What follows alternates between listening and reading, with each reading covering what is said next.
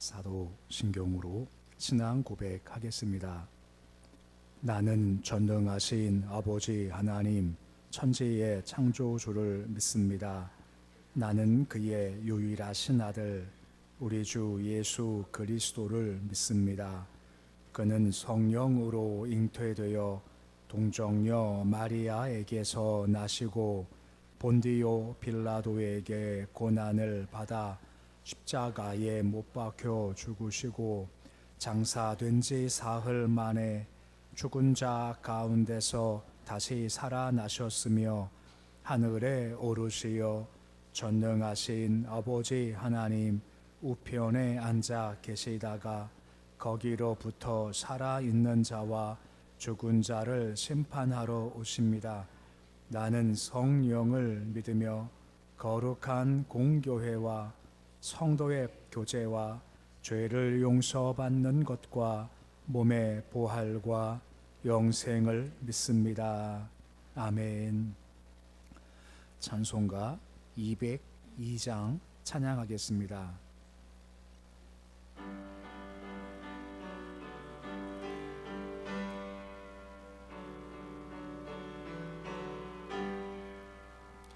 하나님 아버지 주신 책은 귀하고 중하신 말씀일세. 기쁘고 반가운 말씀 중에 날 사랑한단 말 참 좋도다. 주께서 나를 사랑하니 즐겁고도 즐겁도다. 주께서 나를 사랑하니 나는 참 기쁘다. 구속의 은혜를 저버리고 어긋난 딴 길로 가다가도 예수의 사랑만 생각하면 곧 다시 예수께 돌아오리. 주께서 나를 사랑하니 즐겁고도 즐겁도다. 주께서 나를 사랑하니 나는 참 기쁘다. 구주의 영광을 바라보며 예수의 이름을 찬양하리. 영원히 찬양할 나의 노래 예수의 이름이 귀하도다. 주께서 나를 사랑하니 즐겁고도 즐겁도다. 주께서 나를 사랑하니 나는 참 기쁘다. 주 예수 날 사랑하시오니 나 또한 예수를 사랑하네. 날 구원하시려 내려오사 십자가 위에서 죽으셨네. 주께서 나를 사랑하니 즐겁고도 즐겁도다. 주께서 나를 사랑하니 나는 참 기쁘다. 주 예수 날 사랑하시오니 마귀가 놀라서 물러가네. 주 나를 이렇게 사랑하니 그 사랑 어떻게 보답할까. 주께서 나를 사랑하니 즐겁고도 즐겁도다. 주께서 나를 사랑하니 나는 참 기쁘다. 405장 찬양하겠습니다.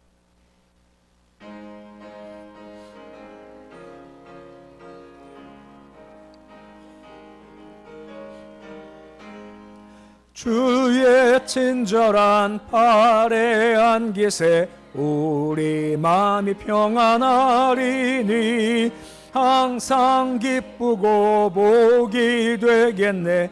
영원하신 팔에 안기세 주의 팔에 그 크신 팔에 안기세 주의 팔에 영원하신 팔에 안기세 날이 갈수록 주의 사랑이 두루 광명하게 비치고 천성 가는 길 편히 가리니 영원하신 팔에 안기세 주의 팔에 그 크신 팔에 안기세 주의 팔에 영원하신 팔에 안기세 주의 보좌로 나갈 때에 기뻐 찬미 소리 외치고 겁과 두려움 없어지리니 영원하신 팔에 안기세 주의 팔에 그 크신 팔에 안기세 주의 팔에 영원하신 팔에 안기세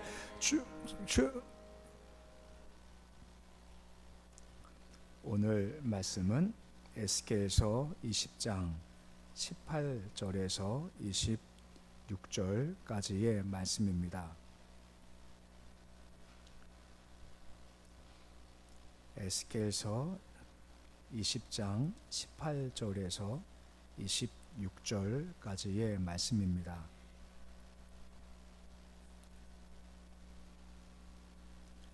에스겔서 20장 18절로 26절까지의 말씀 우리 함께 봉독하겠습니다. 내가 광야에서 그들의 자손에게 이르기를 너희 조상들의 율례를 따르지 말며 그 규례를 따르지 말며 그 우상들로 말미암아 스스로 더럽히지 말라. 나는 여호와 너희 하나님이라. 너는 나의 율례를 따르며 나의 규례를 지켜 행하고 또 나의 안식일을 거룩하게 할지어다.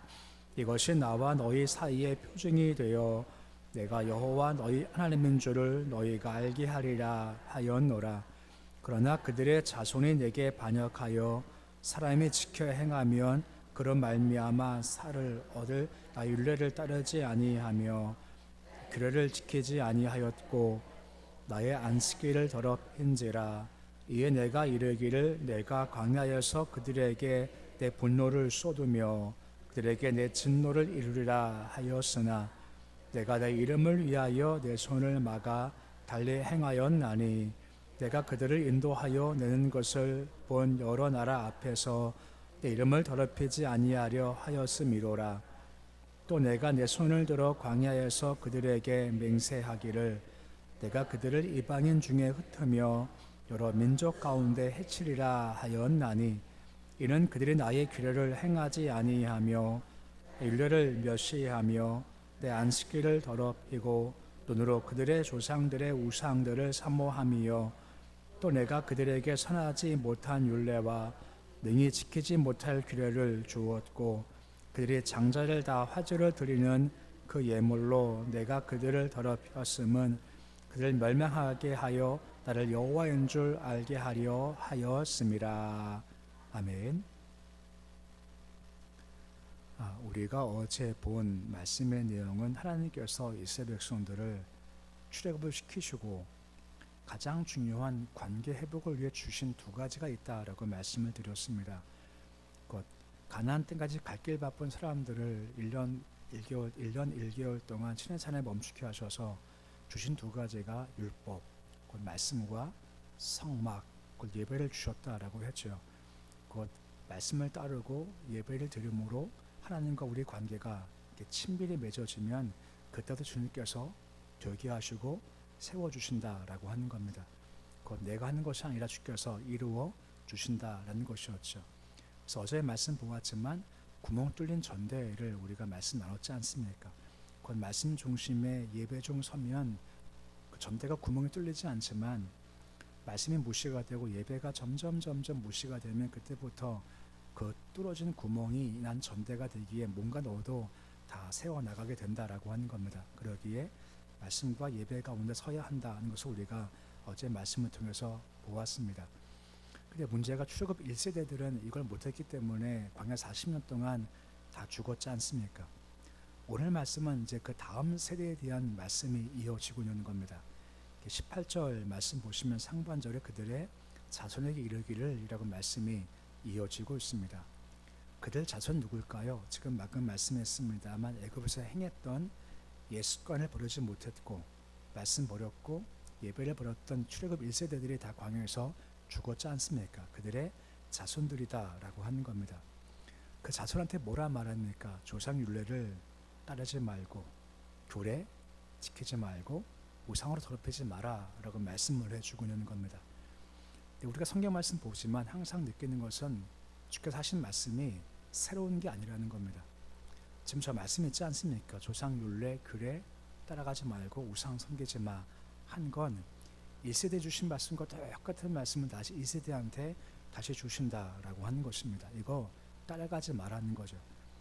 1세대한테 율법 주시면서 따라와야 되고 성막 주시면서 예배를 따라와라 한 말씀을 그대로 2세대한테 똑같이 말씀을 하시는 겁니다. 왜냐하면 1세대가 이거 못해서 광야에서 진멸당했지 않습니까? 너희들 다 보았지 않냐? 너희 윗세대가 이거 못해서 광야에서 다 진멸당한 거 봤지 않냐? 그럼 너희는 그리 가지 마라. 똑같이 그 길 걸어가지 말고 바른 길을 따라와야 한다라고 하는 겁니다. 그러니까 19절과 20절 말씀 보시면 똑같은 말씀이 또 반복됩니다. 19절 말씀 보시면 뭐라 말씀해주고 있습니까? 율례를 따라라. 내 규례를 지켜 행하라. 20절 말씀 보시면 나의 안식일을 거룩하게 할지어다 라고 말씀하고 있고 이것이 너와 나 사이의 표징이다 라고 말씀을 해주고 있습니다. 그러니까 너와 나 사이가 특별한 관계임을 표시하는 게 뭔지 아냐? 그것 율례, 규례, 그것 말씀을 따라오고 안식일 거룩히 지킬 때 예배를 드릴 때 이게 너와 나 사이의 특별한 관계임을 표시하는 거다 라고 말씀해 주고 있습니다. 신앙은 가장 중요한 것이 관계 맺음이죠.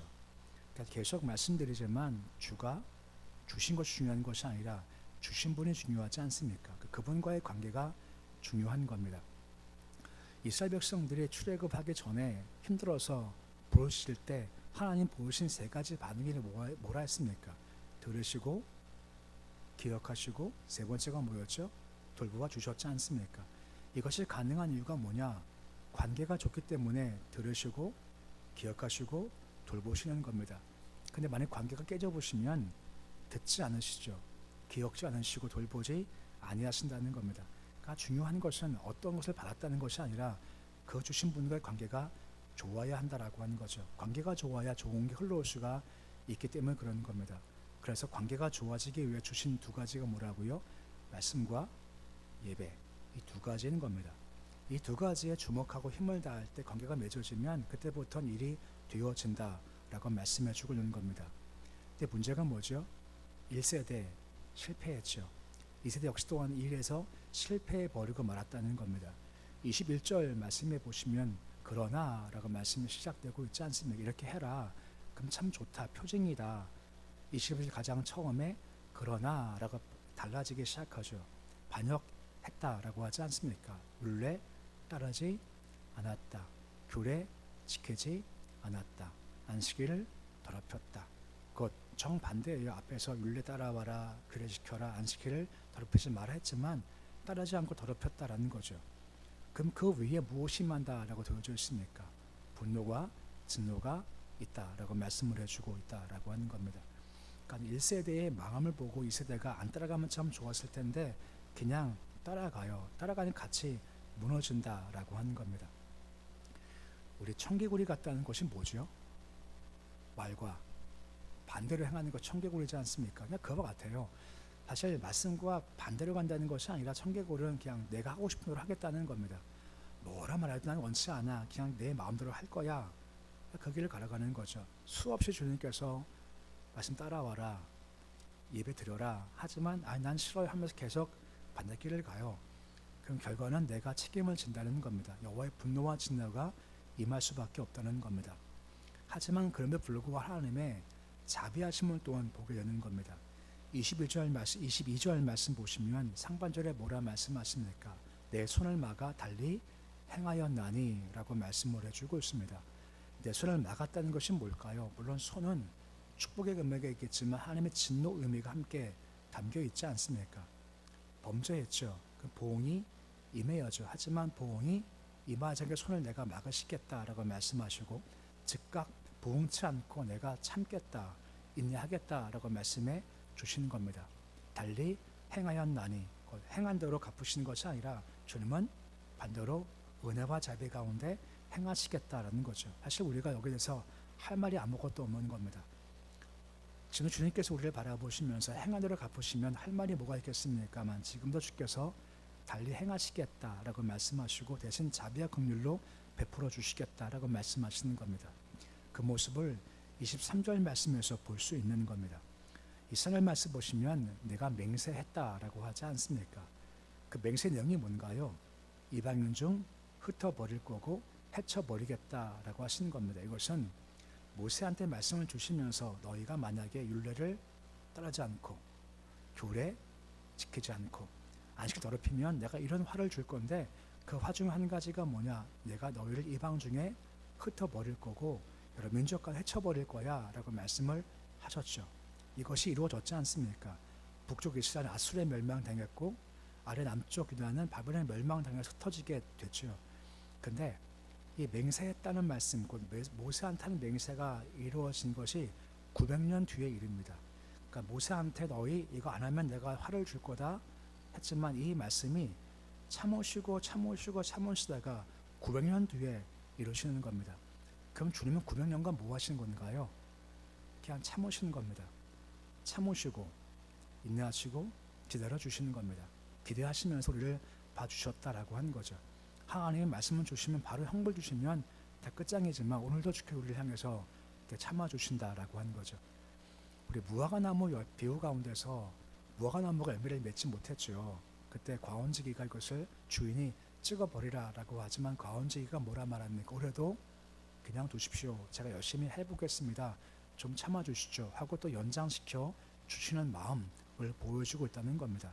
항상 기억할 것은 우리가 참 부족하지만 오늘도 참아주시는구나, 인내해 주시는구나, 은혜가 있구나 하는 것을 항상 기억하는 것이 분명히 필요하고 그래야 우리가 마음에 좀 소망을 가지죠. 주님 하루도 은혜 좀 걷고 싶습니다 하는 마음이 분명히 필요하다라고 하는 것입니다.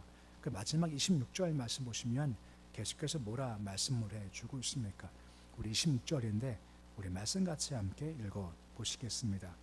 그 장자를 다 화제로 드리는 그 예물로 내가 그들을 더럽혔음은 그들을 멸망하게 하여 나를 여호와인 줄 알게 하려 하였습니다 라고 하죠.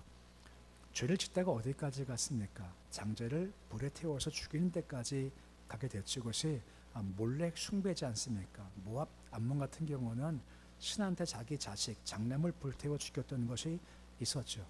그럼 주님께서 이 악습을 가나안 땅 전복 때부터 경계하시고 조심하고 뿌리 뽑아라 라고 했지만 여기에 물들어서 결국 죄를 짓다가 자기 자식까지 불에 태워 죽이는 죄까지 가게 되었다라고 하는 겁니다. 이건 그만큼 죄가 관영했다라는 것이고 하나님의 징계가 그만큼 정당하고 공의로운 거다라고 말씀해주고 있고 그 앞에 할 말이 아무것도 없다라고 말씀해주고 있는 겁니다. 그만큼 그들이 악으로 갔다라고 말씀을 해주고 있는 겁니다. 다시 처음 넘어가면 주께서 우리한테 원하시는 것은 복잡하지 않습니다. 어렵지 않습니다. 그리고 변치 않으세요. 두 가지 말씀하시죠. 한 가지가 말씀을 따라와라. 두 번째가 예배를 드려라. 이 두 가지 가장 중요한 관계의 맺음이죠. 이게 확실하면 그 말씀에 채워지고 예배가의 마음이 확실히 채워지면 우리의 마음이 우상숭배나 죄로 가지 않는다는 겁니다. 내 말씀은 점점 내 마음 가운데 무시가 되기 시작을 하고 그리고 예배가 점점 게을러지고 형식적이 되어지면 우리 마음이 빈 마음 되어 싼 게 우리 마음에 들어온다는 겁니다. 이게 우상이고 불순종이고 패역함이다라고 하는 거죠. 그러면 결국은 자녀까지 제물로 바쳐도 악까지 갈 수밖에 없다라고 말씀해 주고 있는 겁니다. 그러기에 다시 돌아오라라고 하는 겁니다. 어디로 말입니까? 말씀으로 돌아와라. 예배로 돌아와라 라고 말씀을 해주고 있는 겁니다. 말씀을 준비하면서 조금 다른 예지만 이런 성경의 한 예가 좀 떠오르는 겁니다. 야곱이 하란에 살다가 큰 부가 이루고 고향 땅 왔지 않습니까? 그러면 다시 헤브론까지 가야 돼요.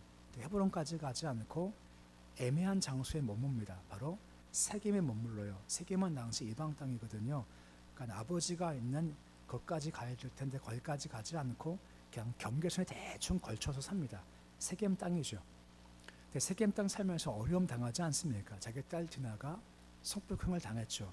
이것 때문에 세겜 사람들 아들들이 죽이기 시작을 했고 결과 그 세겜 사람이 야곱을 죽이겠다라고 막 벌떼까지 달겨들어서 집안이 완전 망한 상태까지 가게 된 거죠. 그때 야곱을 부르시는 목소리가 있지 않습니까? 하나님께서 아세요? 어디로 올라오라 하시죠. 베델로 올라와라 말씀하시는 겁니다. 베델이 어떤 곳입니까?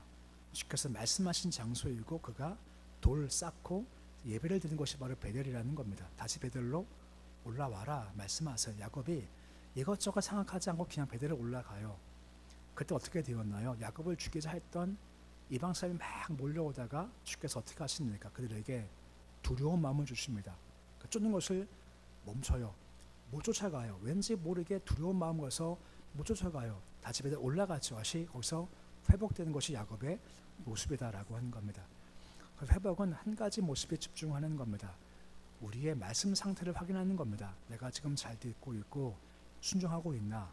또 한 가지, 내가 예배자인데 내가 진정 진심을 다하는 예배자인가 아니면 형식을 갖춘 예배자인가를 점검하라는 겁니다. 그래서 뭔가 약함이 있다, 부족함이 있다, 뭐라 말씀하신 베델로 다시 올라와라.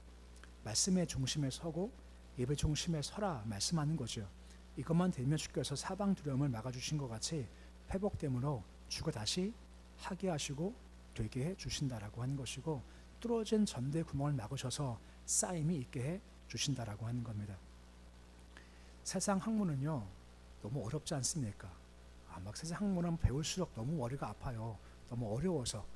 근데 성경 말씀은 한편 참 쉽지 않습니까? 그냥 말씀이 한결 같아요. 오늘 말씀 두 가지가 뭐라고요? 말씀을 따라와라. 예배자가 되라. 그러면 내가 할 거야. 이것을 처음부터 끝까지 계속 같은 말씀을 주신다라고 하는 겁니다. 그러니까 주께서 말씀하실 때 내가 어려운 거 아니다. 힘든 거 아니다. 하늘까지 올라갈 필요 없어. 내가 준 말씀 따라오고 예배드리면 돼. 내가 하겠다라고 말씀하신다는 거죠. 그래서 말씀을 기억하시면 다시 베델로 하는 말씀과 같이 말씀 회복하시고 예배 회복하셔서 주께서 세우시는 삶, 주께서 화 막아주는 삶, 주께서 전대를 막아서 쌓인 그런 귀한 삶 사실 수 있으시기를 우리 주 이름으로 축원해 드립니다. 기도하겠습니다. 다시 베델로 올라와라. 아버지, 우리가 우리 삶을 돌아보며 뭔가 무너지기 시작할 때, 뭔가 약해질 때 그 이유를 주변에 찾지 않게 하시고 야곱처럼 나와 주님 관계에서 찾기를 원합니다. 주님은 처음부터 두 가지였습니다. 율법, 성막이었습니다. 말씀을 주시고 예배를 주시는 겁니다. 이 두 가지가 확고히 마음에 자리하면 딴 것이 내 마음에 들어올 일도 없고 내 눈이 딴 것에 미혹될 것도 없습니다. 이 두 가지가 약해지기 시작하면 그때부터 딴 게 와 우리가 힘들고 어지러지기 시작합니다. 그러기에 얼마나 우리가 말씀의 진심인지, 얼마나 예배에 힘을 다하고 형식이 아니라 진정 예배를 드리는 자인지 점검해 다시 베델로 올라가서 주께서 막아주시는 삶, 주께서 회복시키는 삶, 주께 뚫어진 구멍을 막아주시는, 그래서 채워지는 삶 살게 주님 도와주시옵소서. 다시 베델로 올라가는 야곱의 마음을 가지고 올라가서 주께서 회복시키는 그런 축복의 길을 잘 걸어가도록 주여 도와주시옵소서. 우리 교회에 함께 하셔서 말씀을 선포되고 말씀을 잘 듣고 주의 말씀을 따르는 교회가 되기 원하며 예배 드릴 때 형식의 예배가 아니라 우리 영과 진리를 다하는 오직 하나 예배자가 되어서 허락하시는 신령한 것과 땅에 기름진 것을 복을 받는 귀한 교회 되도록 주께서 도와주시옵소서. 우리 자손들 위해 함께 하시길 소망합니다. 우리 아이들도 딴 거 무기 삼지 않게 해주시옵시고 말씀이 무기가 되고 예배가 무기가 되어서 어려운 세상들, 막이 있는 세상은 오직 말씀과 기도의 무기를 가지고 돌파하도록 주여 도와 주시옵시고 승정하러 부를 수 있도록 역사하여 주시옵소서. 우리 가운데 약한 자들이 있습니다. 힘겨운 자들이 오늘 새벽 나와 다시 예수 이름을 붙잡습니다. 오직 하나 예수 이름 붙잡을 때 주께서 해결하시고 도와주시기 원합니다. 아직까지 해결되지 않았지만 끝까지 주를 의지할 수 있는 믿음과 인내를 주시옵시고 인내와 믿음과 기도할 때 실제 그 문제가 어려움도 해결될 수 있는 결과 또한 허락하여 주셔서 이것이 간증입니다 하는 고백이 넘치게 주여 도와주시옵소서. 아버지, 하루하루가 복된 날이지만 오늘 특별히 거룩한 주일을 주심을 참 감사를 드립니다. 내가 복을 주겠다 세운 날 주여 우리 복받기 원합니다. 영이 잘되고 강건하고 범사가 잘되는 복을 받기 소망하며 특별히 주일날 우리가 우리 개인의 유익을 위해서 시간과 힘을 다 쓰지 않게 해 주시옵시고 주님께 예배하고 경배하고 주님의 뜻을 위해 오늘 하루 온전히 주께 드릴 수 있는 복된 날 되도록 도와주시고 주의 말을 합당하게 기쁘게 여김 받아서 오늘 말씀과 같이 관계가 좋아짐을 통해서 종을 흘러 들어올 수 있는 특별히 주께 구할 때 들으시고 기억하시고 돌보심을 얻을 수 있도록 도와주시옵소서. 예배드 현악권 사는 감사헌금 김대영천 감사헌금과 성경 주께 올려드렸습니다. 손길에 주께서 복을 더하시옵소서.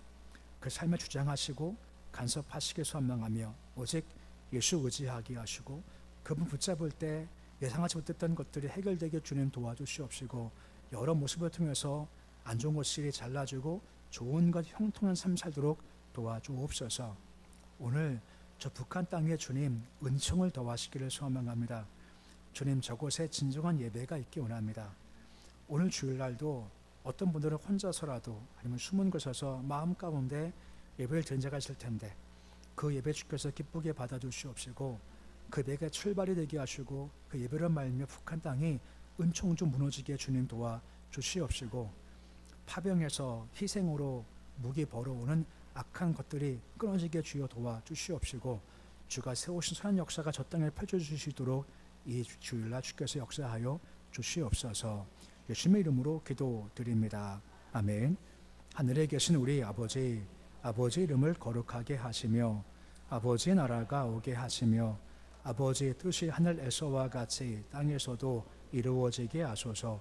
오늘 우리에게 일용할 양식을 주시고 우리가 우리에게 지친 사람을 용서하여 주는 것 같이 우리 죄를 용서하여 주시고 우리를 시험에 빠지지 않게 하시고 악에서 구하소서. 나라와 권능과 영광이 영원히 아버지의 것입니다. 아멘.